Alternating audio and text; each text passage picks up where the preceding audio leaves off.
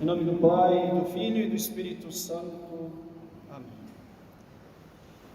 Queridos amigos, dentro de poucos dias será Natal e celebraremos com muita alegria aquele menino que é o desejado das nações. Este menino que veremos envolto em palhas é o Deus que se fez homem por amor de nós. E exatamente por este motivo, Ele é o nosso consolo, nossa esperança e a nossa alegria. A força de Deus reside na força do amor de um menino envolto em palhas num presépio. E isso não é história, não é fábula e não é conto. Este consolo e esta esperança são verdadeiros e são um alento para as nossas almas, e são um poço de esperança em meio às confusões que estamos vivendo. Deus sabe que não minto, Deus sabe dos desejos mais sinceros do meu coração, ao dizer que eu, mas também todos os padres do IBP, amamos profundamente o Santo Padre e temos respeito com todo o ardor de um filho em relação ao seu pai. Os maliciosos ouvirão esse sermão e dirão que eu estou sendo um separador, causando divisões, criticando aquilo que no fim das contas é incriticável. Mas sinceramente, nós já não ligamos para estas críticas que são feitas por pessoas que não sabem o que dizem, que desconhecem a teologia e a moral católica. Nós estamos fartos de sermos acusados de divisores, de quebrar a unidade e a comunhão da igreja por pessoas que agem de maneira muito mais passional do que racional, ou pior ainda, pessoas ideólogas que detestam tudo que diz respeito à Santa Igreja, mas amam uma ideia de igreja que inventaram. Podem criticar, critiquem, podem nos chamar do que quiserem, sinceramente, já não ligamos mais. Mas não, meus amigos, eu não estou desrespeitando o Santo Padre, não estou dividindo ninguém, mas estou desabafando. Não podemos mais nos calar, e é nosso dever como pastores lembrar a vós, nosso rebanho que tanto amamos, que nós não estamos desobedecendo ninguém ao dizer que nunca, jamais abriremos mão da missa tridentina e dos demais sacramentos celebrados segundo o ritual tradicional. Ontem, o Santo Padre resolveu decidir que os sacramentos não poderão mais ser administrados segundo o ritual tradicional, a não ser a Eucaristia. As crismas e as ordenações devem ser segundo as reformas litúrgicas de Paulo VI, mas guardando todo o respeito de que devemos ao Santo Padre, é nosso dever dizer que esta ordem não é justa e que a perseguição que a missa tridentina e tudo que diz respeito à tradição está sofrendo neste momento é uma perseguição à própria natureza da tradição católica. E sim, este desejo de impedir a missa tradicional e os demais sacramentos é um desejo que infelizmente vem do Santo Padre, e ele mesmo disse e deixou bem claro. Mas nós não podemos acatar tudo isso, não porque nos recusamos a obedecer, mas simplesmente porque essas ordens são nocivas para a igreja, que é por natureza tradicional. Por isso é momento, meus amigos, de lembrarmos os motivos pelos quais escolhemos a missa tridentina e os motivos pelos quais não abriremos mãos dessa escolha. Isto é fundamental para o tempo que começa a partir de agora. Em primeiro lugar, nós escolhemos a missa tridentina pela beleza que ela manifesta. E a beleza é a manifestação da perfeição da ordem. Quanto mais as coisas estiverem ordenadas, mais elas são belas. E na missa tridentina, que foi formulada ao longo dos séculos, tudo está muitíssimo bem ordenado, nada está fora do seu lugar e não há espaço para que nada seja feio. A perfeição do canto gregoriano, a beleza dos altares, os paramentos, o latim, a posição do sacerdote, os gestos, as palavras, tudo está perfeitamente ordenado segundo a fé da igreja. O que não é o caso na missa nova. Ela é feia, não só porque os padres e sobretudo os bispos normalmente a celebram muito mal, não respeitando eles mesmos os ritos que celebram, mas também porque muitos gestos e sinais estão vazios de significado. A começar pela posição do sacerdote, voltado para os fiéis, a terrível comunhão na mão e a babélica língua vernacular. Mas a nossa ligação com a missa tridentina não é uma questão meramente estética, e existem princípios teológicos e litúrgicos que nos fazem preferir assistir exclusivamente à missa tradicional.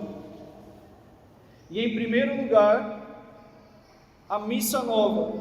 Por quê? Porque a missa nova manifesta uma diminuição da certeza da presença de Nosso Senhor na Eucaristia. Não esqueçamos da escandalosa definição de missa promulgada pelo Papa Paulo VI na primeira edição do Missal de 1969, e digo escandalosa sim, pois o Papa se viu obrigado a mudar o que ele mesmo tinha escrito. Mas infelizmente, a missa não foi mudada, e o rito da missa nova segue exatamente o espírito da definição de missa que o Papa Paulo VI deu. A missa é o memorial da ceia do Senhor. Não, não e não. A missa não é um memorial da ceia do Senhor. Ela é a atualização do sacrifício de nosso Senhor Jesus Cristo. E a presença de nosso Senhor é uma presença verdadeiramente real. Jesus está realmente presente, de corpo, sangue, alma e divindade. E a missa nova não manifesta isso de maneira clara.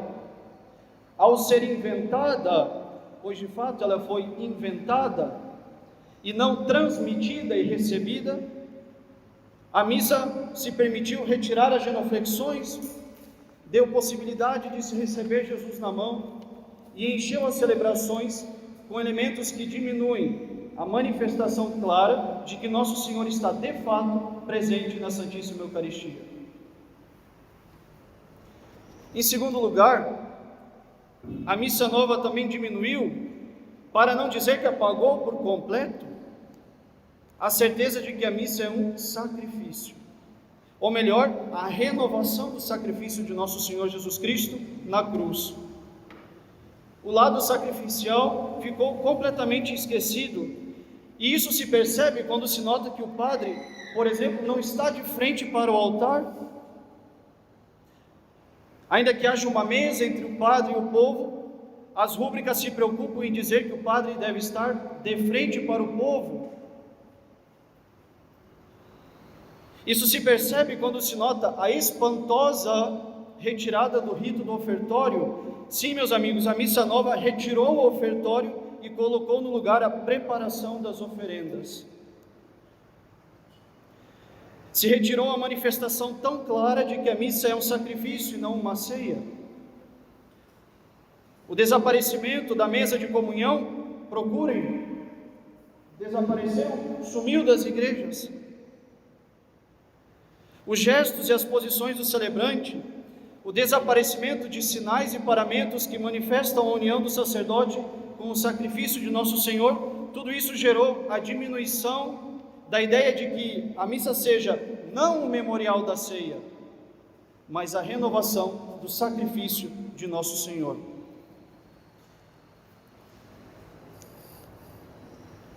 E a missa também colaborou para a destruição da beleza da ideia do sacerdócio católico. O padre, segundo as definições do missal, já não é mais o sacerdote que oferece, ele é o presidente da celebração. Que tristeza! O sacerdócio católico é o testamento de nosso Senhor Jesus Cristo. Na quinta-feira santa, nosso Senhor deixou os sacerdotes como que num ato de transbordamento do seu próprio coração. E a clareza e a beleza da natureza do sacerdócio desapareceu na missa reformada. O padre agora é o presidente da celebração. Que pobreza, porque o padre não é só isso, ele é muito mais do que isso. Ele é o próprio Cristo que oferece ao Pai o Filho num estado de vítima. O padre não é o animador da celebração, o padre não é apenas o presidente da celebração, ele é o próprio Cristo no altar. E meus amigos, a Missa Nova fez desaparecer essas noções de sacrifício, de presença real e de sacerdote, ou ao menos diminuiu muitíssimo, e isso é terrível, tem consequências para toda a igreja, e é por isso que a pastoral vai tão mal, pois o padre já não se reconhece como sacerdote, o clero e o povo já não sabem mais o que é o sacrifício, e a missa já não é mais a ação que nos liga ao sacrifício de nosso Senhor. E podem dizer, basta celebrar bem segundo as rúbricas, basta fazer aquilo que o missal diz, basta fazer aquilo que é sempre conforme a tradição, e repetir isso na missa nova. E eu digo, tentem receber nosso Senhor de joelhos e na boca, tentem pedir ao padre que celebra a missa em latim, tentem pedir ao padre que celebre nas paróquias a missa versus Deum, voltado para o Senhor e não para os fiéis. Tentem pedir e ouçam a resposta que virá. Quantos de nós só escolhemos a missa tridentina porque esse direito fundamental de todos os católicos era negado em nossas paróquias? Quantos ridicularizados porque se colocavam de joelhos para receber nosso Senhor e o padre passava reto, envergonhando e deixando a pessoa sozinha de joelhos? E isso é um direito fundamental de cada católico. E eu digo, tentem fazer isso nas paróquias, tentem ousar pedir para um padre hoje voltar a celebrar a missa de frente para o Senhor, como propôs o próprio cardeal Sara em alguns adventos atrás, dizendo: a partir de hoje eu incentivo aos padres do mundo inteiro, voltem a rezar a missa para o Oriente. Uma semana depois, um decreto dizendo que esse conselho do cardeal não valia de nada. Tentem e verão a resposta. E o que nós faremos?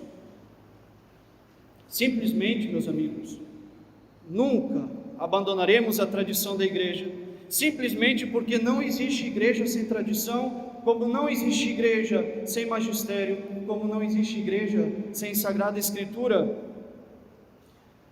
Os bispos não são os guardiões da tradição para destruir ou autorizar ou não a tradição, mas eles são os guardiões da tradição para, como diz São Paulo, guardar as tradições que receberam, guardar, defender e difundir. E é isso que o Santo Padre disse ontem, contrariando todos os papas que vieram antes dele, Bento XVI, João Paulo II e o próprio Papa Paulo VI. Disseram: a missa tridentina nunca foi abrogada, ela tem direito a existir.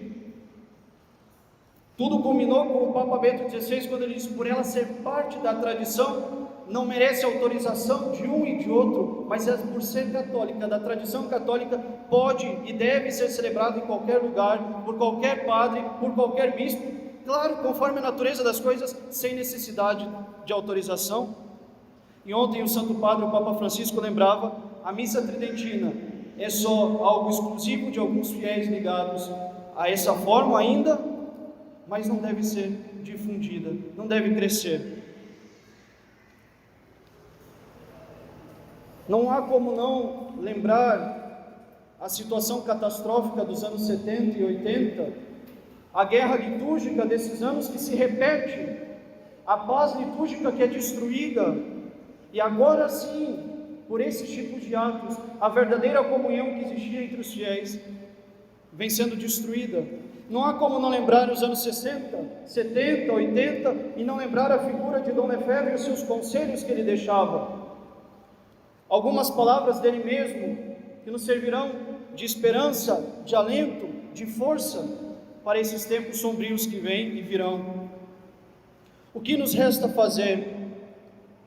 Pois bem, meus caríssimos irmãos, o que nos resta fazer se nós aprofundamos este grande mistério da missa? Eu penso, dizia Dom Lefebvre, poder dizer que nós devemos fazer como que uma cruzada, apoiada no santo sacrifício da missa, no sangue de nosso Senhor Jesus Cristo, apoiado sobre essa rocha invencível e sobre esta fonte de graças que é o sacrifício da missa. Vocês estão aqui, dizia Dom Lefebvre no dia dos seus 50 anos de sacerdócio, vocês estão aqui porque vocês amam o sacrifício da missa. Caríssimos, vocês estão aqui porque amam o sacrifício da missa. Os jovens seminaristas, dizia Dom Lefebvre, do seminário de Econe dos Estados Unidos, da Alemanha, por que eles vieram a esta missa? Vieram para estes seminários por causa da Santa Missa, por causa da missa de sempre, que é fonte de graças, fonte do Espírito Santo, fonte da civilização cristã. É preciso fazer uma cruzada precisamente apoiada sobre essa noção de sacrifício, a fim de recriar a cristandade, refazer uma cristandade tal qual a Igreja deseja, como ela sempre fez, com os mesmos princípios, com o mesmo sacrifício da missa, com os mesmos sacramentos, com o mesmo catecismo, com a mesma interpretação da Sagrada Escritura. Nós devemos refazer essa cristandade, e são vocês, meus caríssimos irmãos, vocês que são o sal da terra, vocês que são a luz do mundo, vocês aos quais nosso Senhor Jesus Cristo se dirige dizendo: não percam o fruto do meu sangue, não abandonem o meu calvário, não abandonem o meu sacrifício. E a Virgem Maria, que está tão próxima da cruz, também ela vos diz, ela que tem o coração transpassado, cheio de sofrimentos e dores, da mesma maneira cheio de alegria de se unir ao sacrifício do seu divino Filho, ela também diz a cada um de vocês: sejam cristãos, sejam católicos. Não nos deixemos levar pelas ideias desse mundo, por todas as correntes que estão neste mundo e que nos levam para o pecado, para o inferno. Se nós queremos ir ao céu, nós devemos seguir nosso Senhor Jesus Cristo, carregar a sua cruz e seguir nosso Senhor Jesus Cristo, imitá-lo na sua cruz, no seu sofrimento, no seu sacrifício. E por isso eu peço aos jovens que estão aqui, dizia Dom Lefebvre, nesta sala, de pedir aos padres que lhes expliquem as coisas tão belas da nossa religião, tão grandes, de maneira que eles venham escolher a sua vocação, e que em cada vocação eles possam escolher, que sejam eles sacerdotes, religiosos, religiosas, casados, que eles entendam e escolham a grandeza da vocação que assumem. Cruzada de jovens que devem defender o verdadeiro ideal, cruzada também de famílias cristãs que sejam consagradas ao coração de Jesus e ao coração de Maria, que rezem em família. Eu sei que muitos dos que aqui estão fazem, mas que haja de mais e mais quem o faça com fervor, que verdadeiramente nosso Senhor reine nas famílias. Separem-se, eu vos suplico, dizia Dom Lefebvre nesse sermão, de tudo aquilo que impede os filhos de vir ao mundo. Não há coisa mais bela do que este dom de Deus, do que ter uma família numerosa, ter filhos numerosos. É a glória da Igreja Católica, a família numerosa.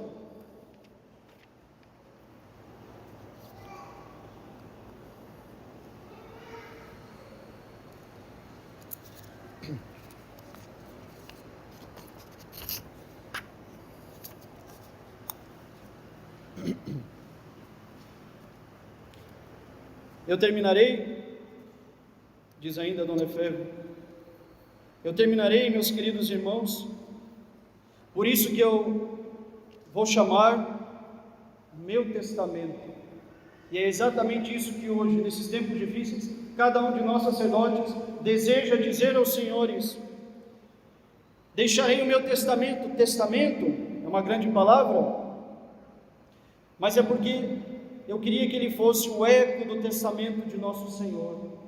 Novi et aeterni testamento. Novi et aeterni testamento é o padre, o sacerdote, que recita essas palavras na consagração do preciosíssimo sangue.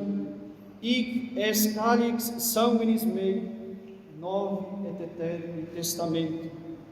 Este é o cálice do meu sangue, do novo e eterno testamento. O testamento que Jesus Cristo nos deu é o seu sacrifício, é a sua cruz.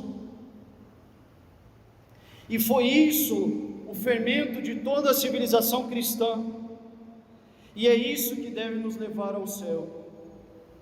Por isso eu também vos digo, para a glória da Santíssima Trindade, para o amor de nosso Senhor Jesus Cristo, pela devoção à Santíssima Virgem Maria, pelo amor que vocês têm pela Igreja, pelo amor do Papa, pelo amor aos bispos, aos sacerdotes e a todos os fiéis, para a salvação do mundo, para a salvação das almas, guardem o testamento de nosso Senhor Jesus Cristo, guardem o sacrifício de nosso Senhor Jesus Cristo, guardem a missa de sempre.